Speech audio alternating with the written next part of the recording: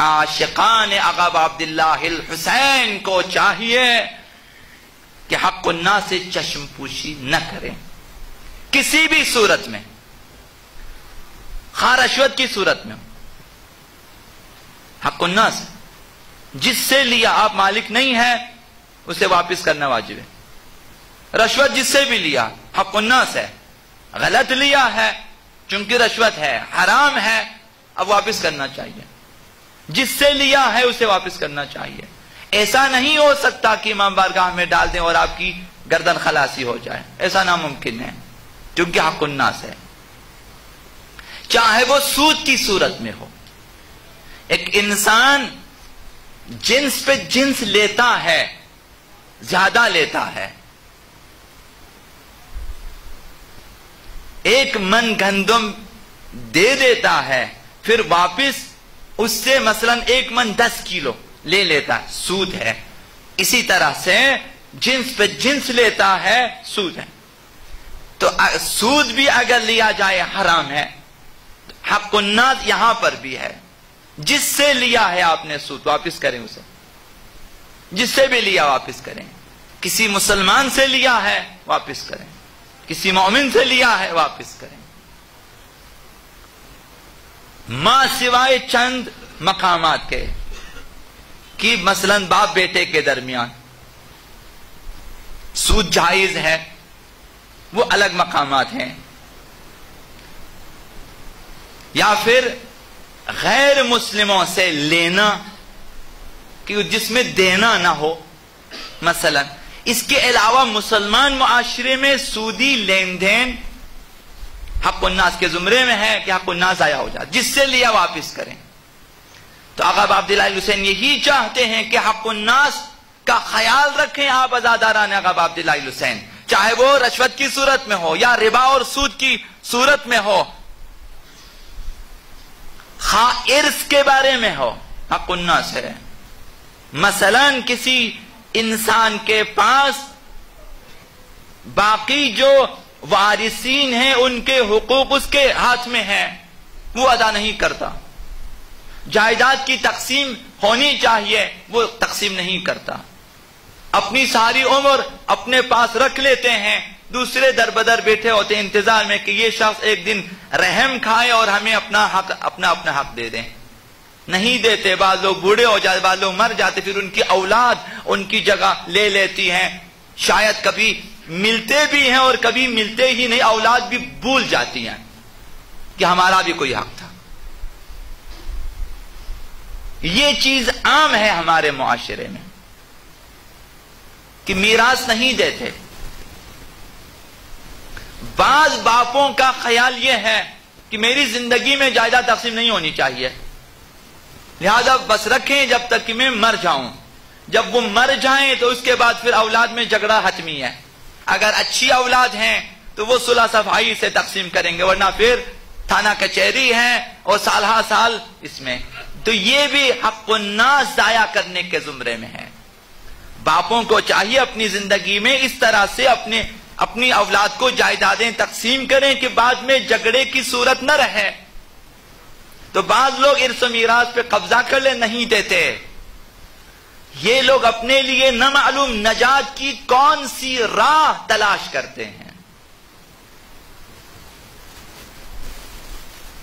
اب اموال کے سلسلے میں یا ارث و میراث کے سلسلے میں یا تصرف کے حوالے سے اب چھوٹی مثالیں یہ ہیں کہ آپ کسی میت کی فاتحہ خوانی پہ مثلا چلے جائیں یا تسلیت و تعزیت کے لیے چلے جاتے ہیں، وہاں جو کچھ تصرف آپ انجام دیتے ہیں، بیٹھنا، کھانا، پینا اور وہاں مثلا نماز وغیرہ پڑھنا، جہاں وارثین نابالغ ہیں اشکال شرعی ہے، وہاں وارثین نابالغ ہیں، تو وہاں جو بالغ افراد ہیں انہیں چاہیے کہ اپنے حصے سے خرچیں، نہ نابالغوں کے حصے سے.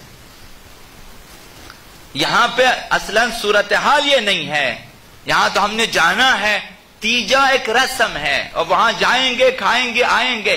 کبھی کسی نے دقت کی ہو کہ ان کے وارثین میں نابالغ افراد بھی ہیں اور انہی کے جائیداد سے یہ سارے مثلاً خرج و مخارج ہو رہے ہیں، تو وہاں احتیاط کرنی چاہیے. حق الناس وہاں بھی ضائع ہو جاتا ہے. تو ہمیں چاہیے کہ وہاں جا کر ان چیزوں میں دقت کریں اگر حسینی ہیں، اگر عزادار ہیں. ڈاکٹر چمران سب کو معلوم ہے اسی حدیث مبارکہ کے بارے میں کہ آقا عبداللہ حسین نے فرمایا کہ جس کے ذمے کسی کا حق ہو، کسی کا قرضہ ہو، میرے ساتھ نہ آئے کربلا، میرے ساتھ شہید نہ ہو. اس سلسلے میں انہوں نے فرمایا کہ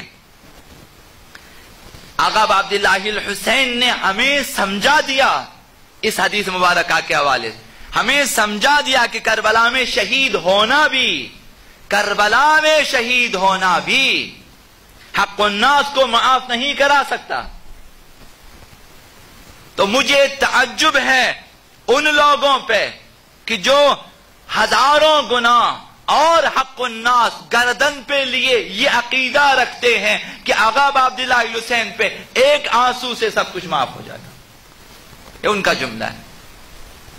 کیسے ممکن ہے کہ آقا عبداللہ حسین اپنے ساتھ کسی ایک مجاہد سرباز اور جان باز کو لینا نہیں چاہتے جس کے ذمے کسی کا قرضہ ہو، اور ہم ہزاروں قرضے اپنی گردن پہ لے کے اور ہزاروں گناہ اپنے نام اعمال میں لے کر بھی یہ عقیدہ رکھتے ہیں کہ یہ سب کچھ معاف ہو سکتا ہے.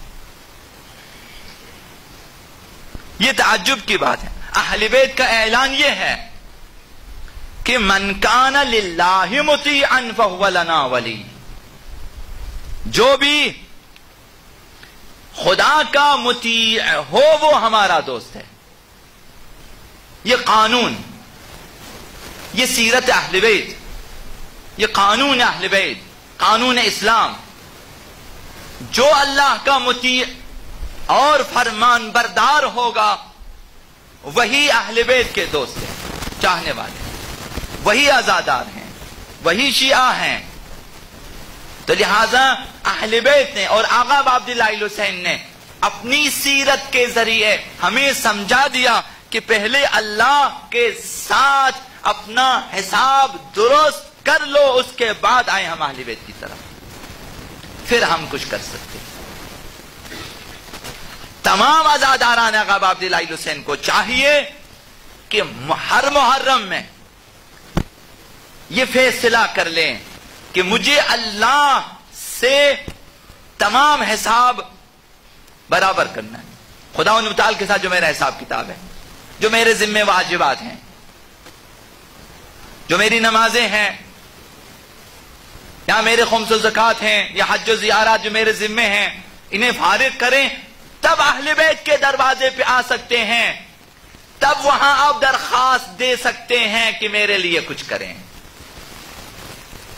ورنہ پھر تمام درخواستیں ہماری رد ہو سکتی ہیں درگاہ اہل بیت سے، چونکہ خداوند متعال کے فرمان بردار نہیں.